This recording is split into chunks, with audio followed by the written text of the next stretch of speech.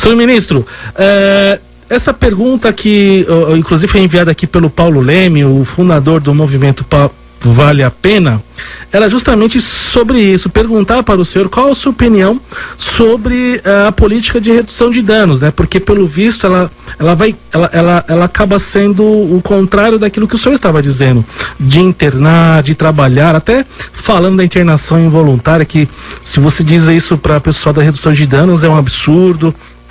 E como que a gente pode conversar, né, para que as pessoas possam compreender que a internação também é importante, faz parte do processo de tratamento. Mas qual a opinião do senhor sobre a questão da política de redução de danos? Olha, a política de redução de danos é uma política de redução de danos, ela não resolve nada, né? Ela não ajuda a resolver nada, ela é só para a pessoa não piorar, não ter outros efeitos colaterais do uso da droga, né? Por exemplo, pessoa que está fumando crack numa latinha de alumínio, o calor ali da queda do crack libera gases de alumínio que vão para dentro do pulmão e causam um dano grande, né? Entram na circulação do sangue, causam um dano para a saúde importante. Então, aí em vez de deixar fumar na latinha de alumínio, dá um cachimbo de vidro para a pessoa usar, né? Mas não trabalha com a pessoa ela entrar em abstinência, né? Eles são contra a questão da abstinência, porque é um conceito filosófico que não tem base, inclusive científica, não tem base médica, não tem base científica, não. Eles partem do princípio que é uma opção da pessoa usar droga. Eles não reconhecem que a pessoa, quando começa a usar uma droga e fica dependente, o cérebro dela se modifica, a vontade dela fica subjugada pela fissura da droga, pela sensação que a droga causa. A pessoa se altera profundamente, né? É a mesma coisa com uma pessoa que tem qualquer outro transtorno mental, né? Pessoa que tem uma psicose, por exemplo, chega tem momentos que você não tem nem como conversar com a pessoa, né? Tem que tratar, né? Que a pessoa vive num outro mundo, né? Num mundo completamente diferente, um mundo paralelo, né? Então, ao não reconhecer, e essa é a questão central, né, da divergência, ao não reconhecer que a droga, o uso repetido da droga, causa uma alteração física, inclusive no cérebro, muda as redes de contato entre os neurônios, cria uma memória de longo prazo, né, poderosa, né, e mais poderosa conforme a idade que a pessoa fica dependente. O adolescente, por exemplo, período da adolescência, que o cérebro está se especializando e o adolescente começa a usar droga, qualquer droga, né? Inclusive a maconha, que tem um mito que a maconha não causa dependência, que é um absurdo, né? 50% dos adolescentes que usam maconha pelo menos uma vez por semana, que fumam maconha uma vez por semana, ficam dependentes químicos, né? E nunca mais vão se libertar, né? Vão ter que fazer um esforço grande para não usar no futuro, né? Porque a maconha produz transtornos mentais importantes, inclusive desencadeia esquizofrenia, psicoses graves, né? É a maior causa. Os usuários de maconha hoje é a população de maior interdição judicial, que é alvo de interdição judicial na faixa de 18 a 30 anos de idade, né? Então há uma alteração mental definitiva ali. Então o que acontece? Na adolescência, o cérebro está se especializando, se a pessoa começa a usar droga, ele se especializa com a memória da droga. Então fica muito mais poderoso e muito mais fácil a pessoa ficar dependente e muito mais poderosa a dependência química, né? Então precisa ter aí o conceito que se tem, né? E o que eu estou defendendo aqui é um conceito baseado em evidências científicas, em pesquisas, né? Só sobre maconha, por exemplo, há 2 anos atrás, eu fiz um levantamento, agora deve ser mais do que isso, tinham 15 mil e poucos trabalhos publicados sobre cannabis, né? Que é outro nome da maconha, nome científico, né? Em revistas de reconhecida seriedade científica. 15 mil, ao longo de décadas, né? 15 mil trabalhos publicados. Eu peguei uma amostragem, claro que eu não li os 15 mil, eu peguei uma amostragem pelos resumos e fiz um levantamento, 90% mostram danos severos que a maconha causa. O doutor Cláudio Jerônimo esteve aqui a semana passada e ele disse o seguinte: a maconha, ela causa dependência e realmente é prejudicial e causa dependência. E ele diz assim, isso é incontestável devido às várias literaturas e pesquisas que o senhor acaba agora de também afirmar, né? É impressionante ainda com essa falácia de que a maconha não faz mal, de que ela é medicinal, enfim. Agora, o senhor a gente pensando em redução de danos, por exemplo, o Ministério do Desenvolvimento Social trabalhando com essas camadas populares que estão em vulnerabilidade, uma forma de prevenir, ou até mesmo de evitar agravamentos e de surgir maiores comprometimentos, é de justamente dar a essa população maiores recursos, inserção em atividades, esporte, lazer, cultura. Isso, na verdade, também pode ser um processo de redução de danos, mas pensando nessa questão da prevenção, né, senhor ministro? Do quanto essa população carente e desprovida, às vezes, de recursos, podendo ser assistidas pelo Ministério, pelas várias ações que existem, CRAS, CREAS, os CCAs, os CJs, todas esses projetos de trabalhos realizados, principalmente para esse público mais vulnerável, que são os idosos, as crianças e as mulheres, né? O quanto mais o desenvolvimento social trabalhar com esse público, talvez poderemos conseguir ali na frente resultados mais positivos e até mesmo de preventivos em relação ao uso da droga e do álcool. É por aí, senhor ministro? São trabalhos intersetoriais que tem que andar, né? Inclusive na redução da violência também, né? A polícia sozinha, São Paulo, por exemplo, é um exemplo de redução da violência. São Paulo diminuiu, é o estado brasileiro que, apesar de ser maior, mais populoso, tem menos homicídios, né? Proporcionalmente. Mas ele poderia ter muito menos se houvesse uma ação mais integrada, né?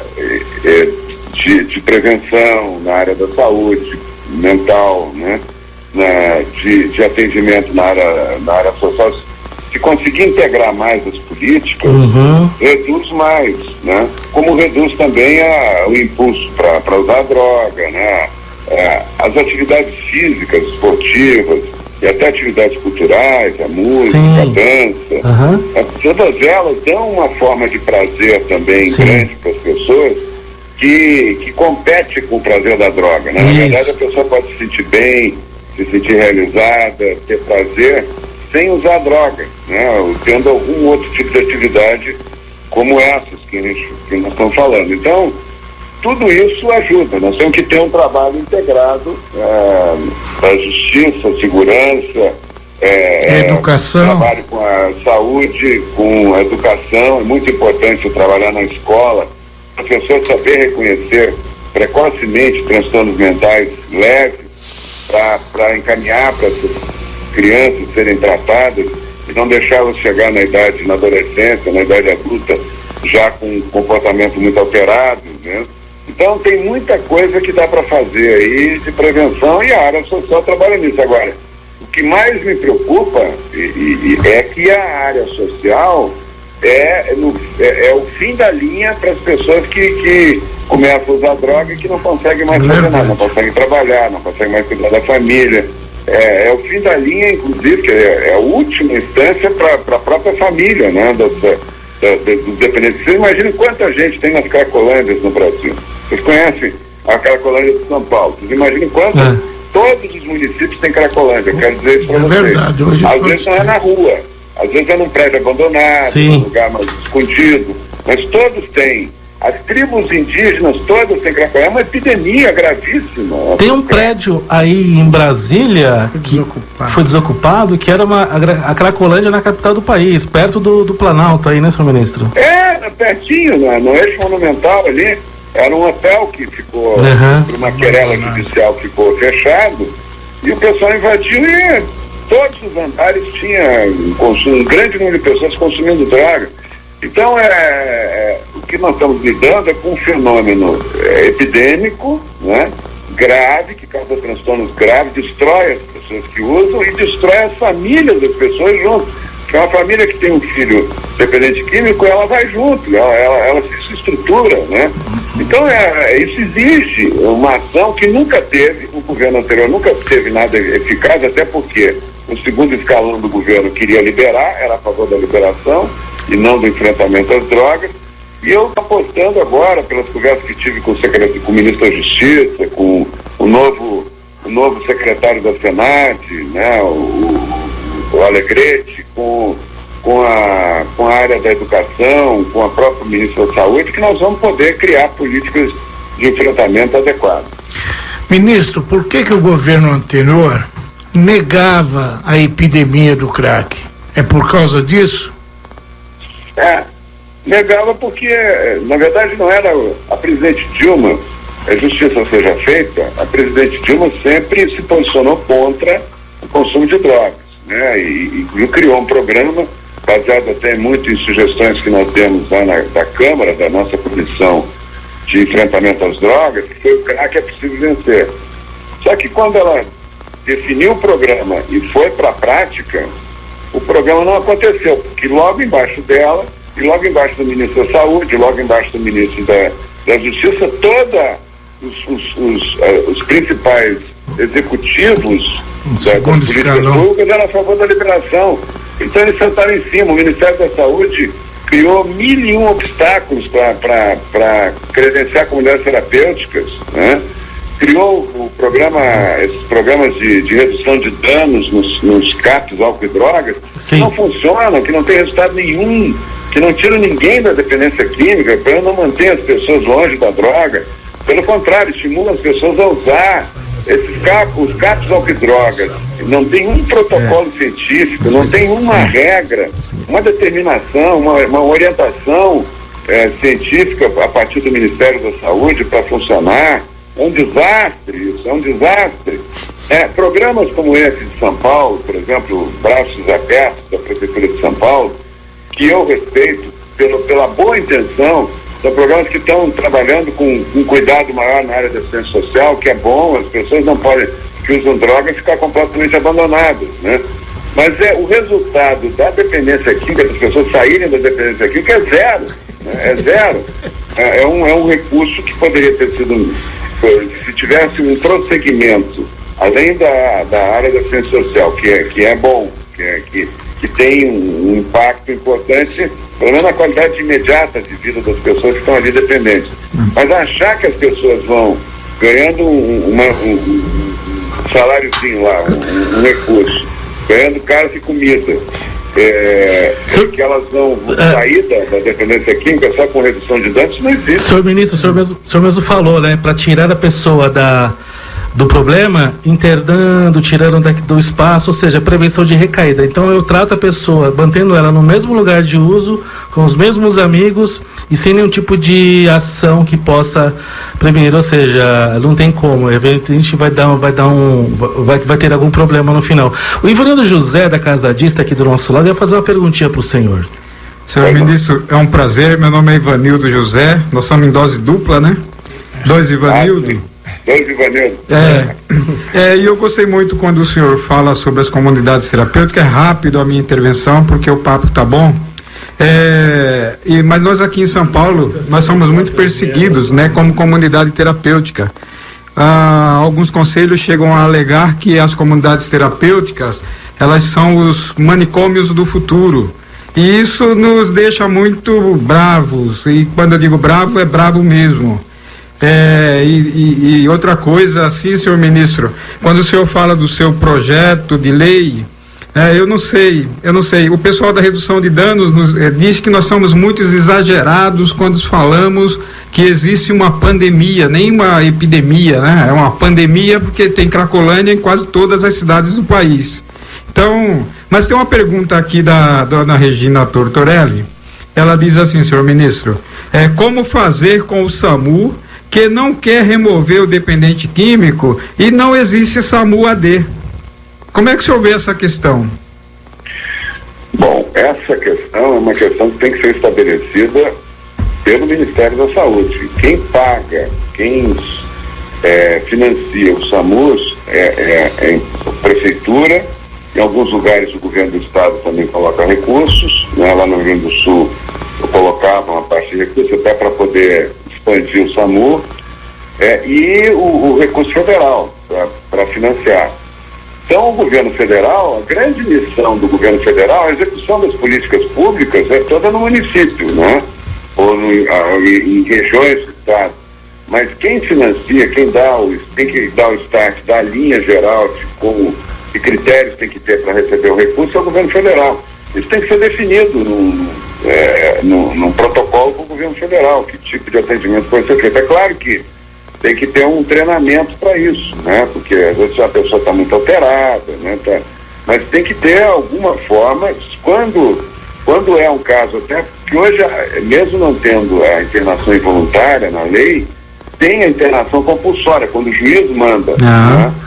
Que é mais demorada, que precisa de um processo, o juiz tem que se manifestar e tal, e com a internação involuntária, nós vamos ter um número maior de pessoas entrando em abstinência, entrando em tratamento, quando for estabelecida a lei. Mas com a internação involuntária compulsória tem que ter alguém tem que atender, e aí o SAMU deve atender, deve ter um protocolo específico para isso. Mas se a sua lei, ministro, for aprovada no Congresso, como ficaria então essa questão, né? A família diz, olha, meu filho está quebrando, ele já deu tiro pela casa inteira, como é que fica essa questão? Seria o SAMU que teria essa responsabilidade?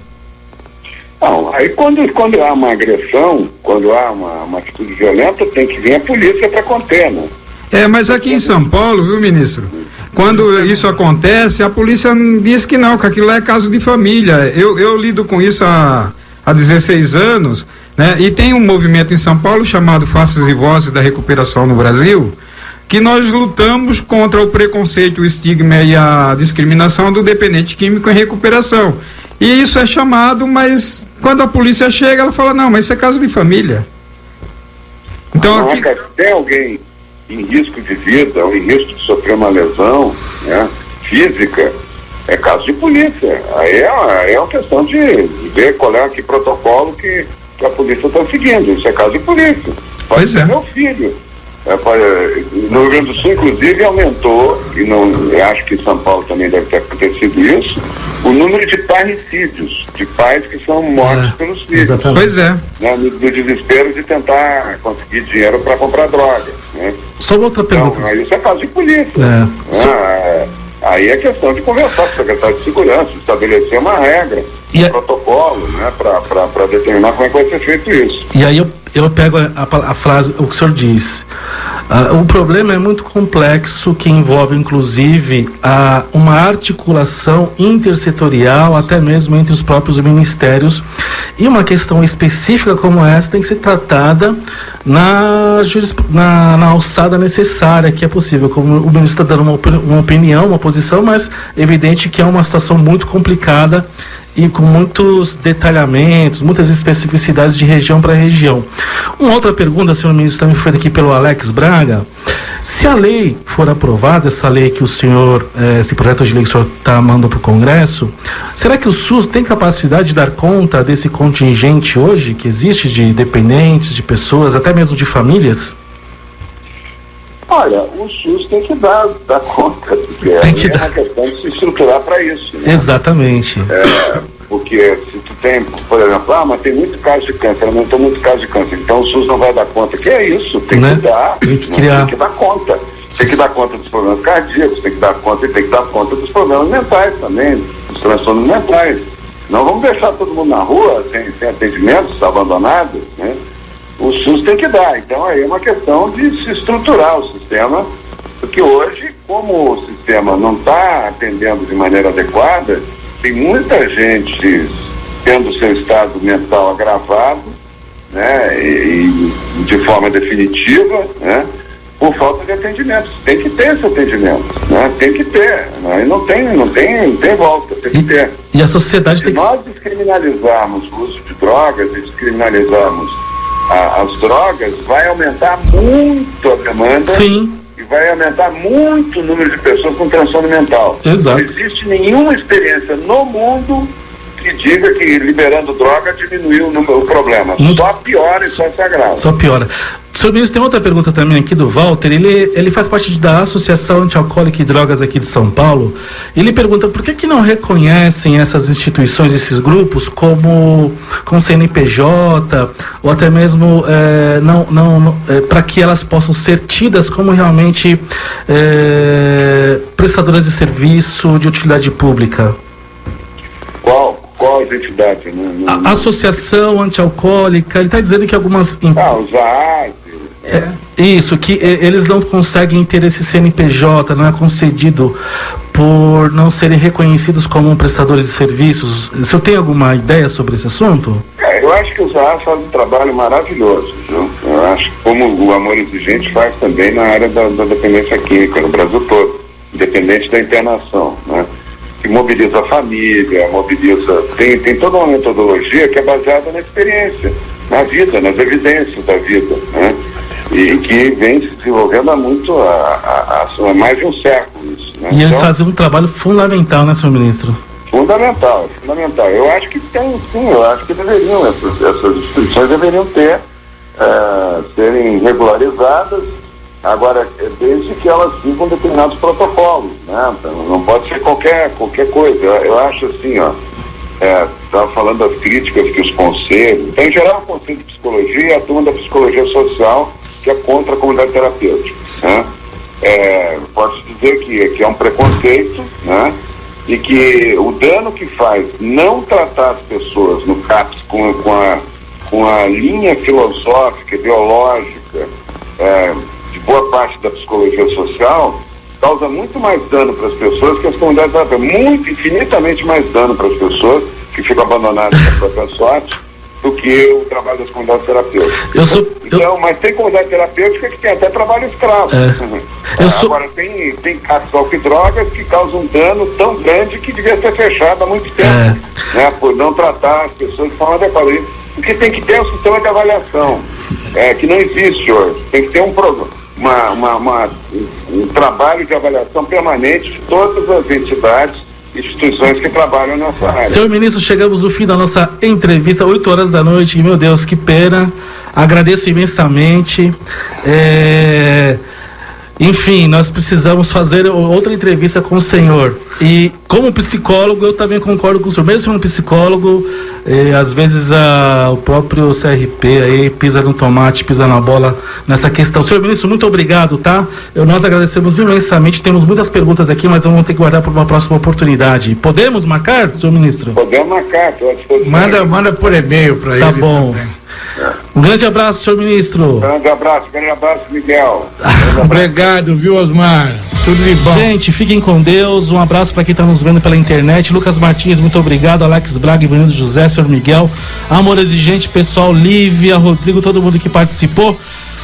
Fique agora com o programa Cidadania e Meio Ambiente com Cleide Barbosa. E em seguida o programa Caravela do Fado com Padre Armênio.